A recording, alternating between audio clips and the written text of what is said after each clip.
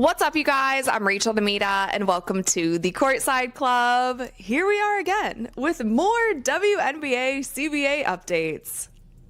Who's ready for some more drama? Raise your hand. Anyway, I did not think that I would be filming another WNBA CBA update video for you guys, and it's not my favorite topic to cover, but I do want to keep you guys informed, and there was some new information that came out just today from Annie Costable. Shout out to Annie Costable. She has been on top of all of this, and I feel like she has been breaking some major news when it comes to the WNBA's new CBA that they're still trying to work out. Now, in yesterday's the WNBA just yanked the rug out from under its players, exposing an incredibly naive negotiation strategy.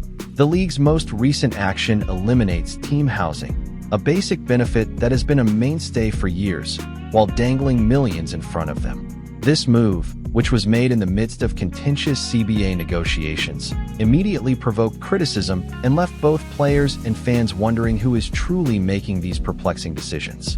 It's a risk that may destroy player confidence, seriously harm the league's reputation, and reveal the leadership's startling disconnection from both the athletes and the larger community. This one-tone-deaf idea could be the last straw for the present administration, demonstrating how drastically out of step their goals are with long-term league stability and basic player welfare. Extended once again, and now the deadline is January 9th to get a deal done. But Annie Costable just reported today that the WNBA proposes cutting team housing and an earlier start to the season. The league is proposing a 7-figure base maximum salary, but it's coming at a cost. Now, I'll go over really quick the latest monetary offer that the league proposed to the players, and I talked about this in yesterday's episode in a voiceover, but as a reminder, the league's latest proposal includes a base salary of $1 million with potential earnings from revenue sharing, increasing that number to $1.2 million, and multiple players per team can be up for that supermax contract. Despite the league's proposal for a 7-figure basic maximum salary, a seemingly enormous victory on paper, this contentious change was made. With possible revenues from revenue sharing, the new offer estimates a remarkable $1 million base, which could rise to $1.2 million for many players per team by 2026.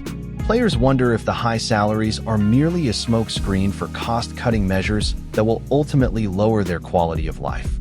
This financial boost should be cause for celebration, but instead it feels like a Trojan horse because the fine print reveals the league is simultaneously removing essential support. When combined with such a regressive policy, the apparent generosity becomes deceptive. Really stood out to me because just last season, the max salary in the WNBA was around $220,000.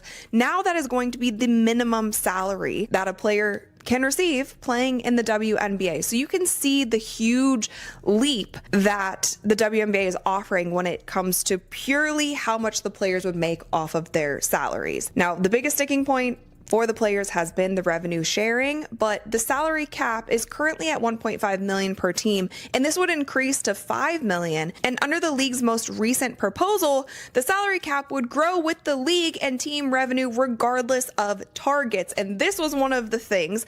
Complicating matters further, it is now anticipated that the minimum salary will surpass $25,000 and the average salary will surpass $500,000. But to put this in context, the WNBA's maximum compensation was close to $20,000 only last season. Unquestionably, the league is providing its athletes with a significant increase in monetary remuneration. However, the optics of such a large rise being combined with the elimination of a basic need like housing creates an instant conflict, overshadowing any potential goodwill from the increased pay and exposing the league's leadership's deep ignorance of player needs and fan sentiment. Targets, they will get this revenue, and the salary cap will continue to increase as seasons go by. Now for the kicker, the brand new nugget of information that we found out just today, and that is that the league has removed team housing from proposals submitted to the WNBPA. Teams have been required to provide players with in-season housing since 2016, and this is something very similar to what they do in the G League. So for G League players, they're provided housing. The G League players don't make nearly as much as NBA players do, and obviously it's a developmental league. Some G League players get pulled up to the NBA, some go back and forth between the NBA. Additionally, the The league says it will address income distribution, which is the players' main complaint. In the past, players could only access income sharing if the league met specific goals. They believe this was an unfair system that was hampered by unanticipated events like the C word. In what appears to be a significant concession, the new proposal also guarantees that the salary cap would increase with league and team revenue regardless of targets. However, the other lessons utterly overwhelm this positive step, making it seem less like a sincere compromise and more like a last-ditch effort to divert attention from extremely unpopular and poorly thought-out measures that could jeopardize player contentment. To be making real money. Of course they're not going to be paying for housing. I'm sorry, it makes sense to me. And I know a lot of the WNBA fans online are like, how dare you take away the housing? How dare you take away the housing? Well, if these players are making over $1 million, they should be taking away the housing. That's an added cost for the league, and hopefully it gets to the point where everybody is making significant amounts of money and they can pay for their housing. Now, people were bringing up, what about the players who are coming in on hardship contracts? What about the players who, are in and out or on 10 days or whatever, like not those players who are obviously fundamental pieces to different teams.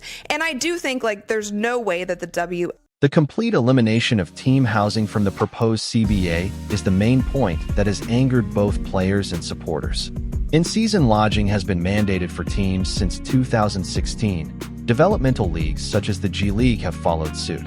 Although the WNBA provided players who choose to opt out with a monthly stipend that ranged from $1,000 to $700 depending on the area, the total removal of this incentive is viewed as a huge step backward.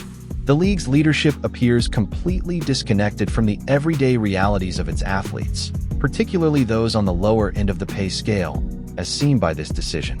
That is expected to interfere with the NCAA tournament and potentially other leagues such as Project B.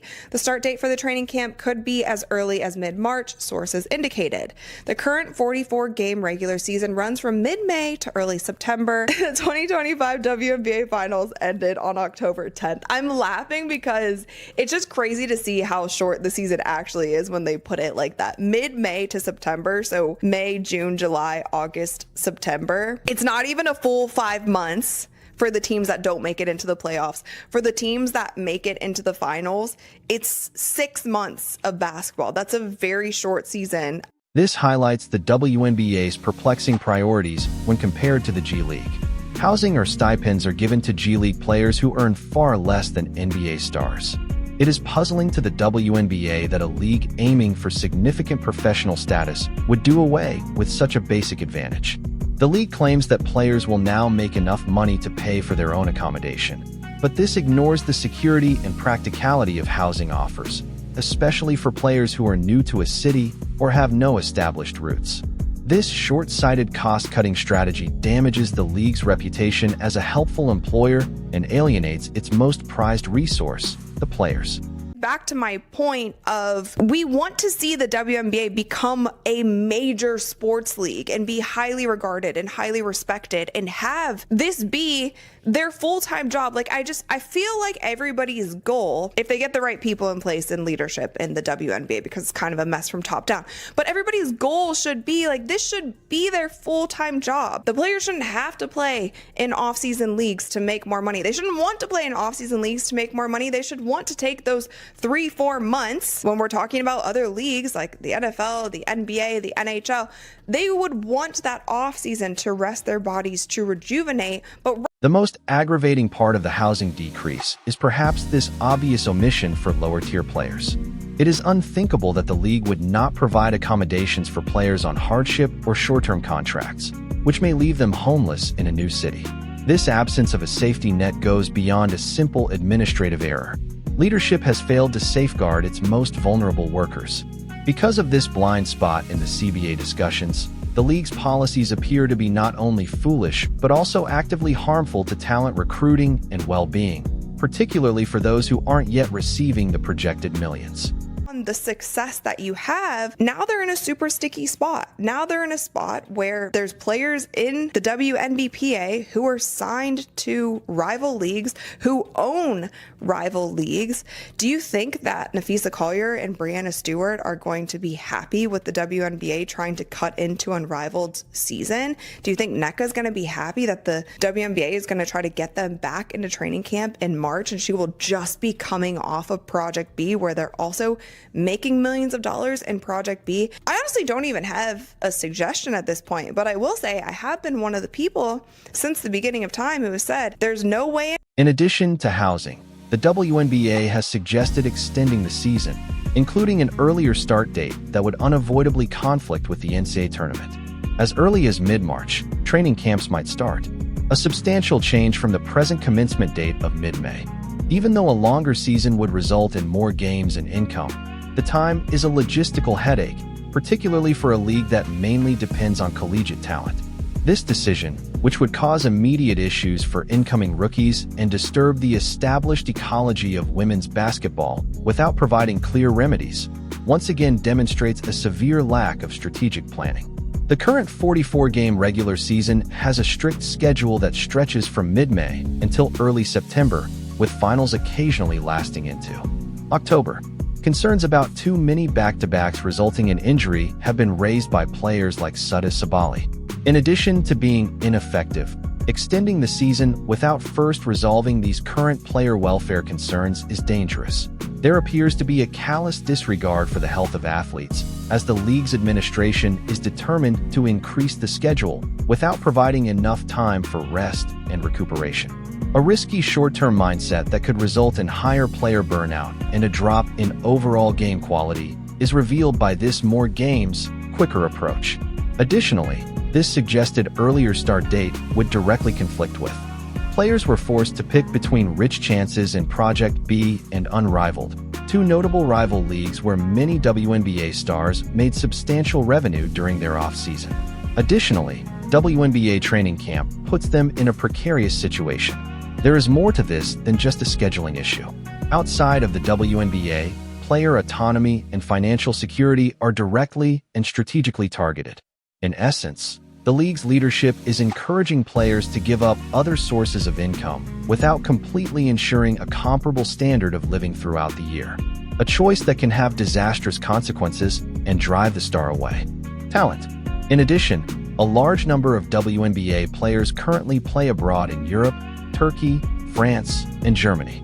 They frequently transition directly from their WNBA season to international competition before returning to the WNBA. These rigorous schedules would be further compressed by an earlier start date, leaving almost no time off for relaxation and renewal. Although it may be the intention for the WNBA to be a player's only full-time employment, making this transition without a thorough plan for player rest and coordinated worldwide scheduling shows a basic misunderstanding of the current situation. This bold action runs the danger of further alienating talent from abroad and